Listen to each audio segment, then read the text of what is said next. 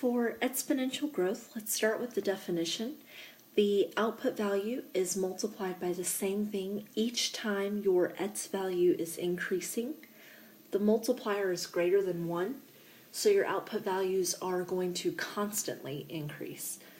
Remember, multipliers are greater than 1 because you're taking 100% of the original value and adding to that the rate.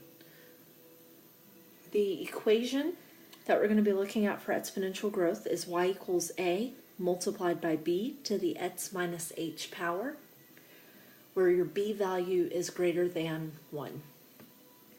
For this, a represents your year 0. The b value represents your multiplier. And this is why for all of these examples where we're looking at exponential growth, we're going to expect that the b value is greater than 1. For the example, at most colleges, annual tuition increases by about 8.2% each year. This year, Georgia Tech tuition is $9,236 per year for in-state students. What is the multiplier? So for multiplier, remember we're taking 100% of that original amount. We're combining to it the rate of 8.2%, getting a total of 108.2%, and then converting this to a decimal so that it is a multiplier. The multiplier for this example ends up being 1.082. 1.082. If we say the current year is year 0, what would be the equation?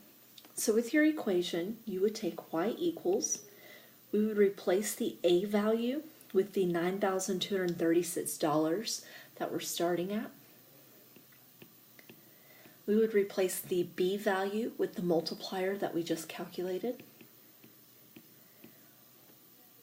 And because we're saying that the current year is year 0, we're going to put an x for our exponent and leave it just like this.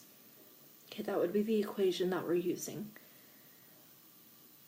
If we use the actual year as the input, what would be the equation?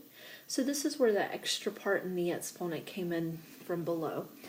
We would take y equals the a value, 9,236, the b value, multiplier of 1.082, and raise that to the x minus, and whatever the current year is. So this is 2018.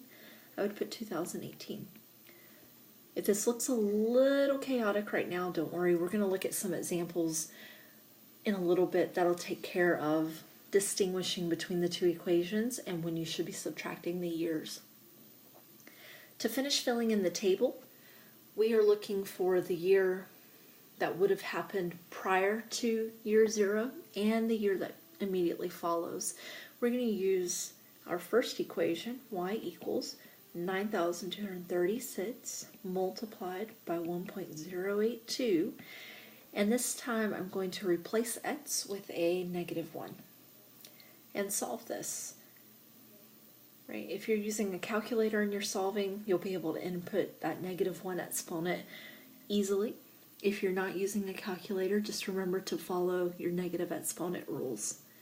What you end up with here should be a value of $8,536, and I'm going to round this here to 4 cents.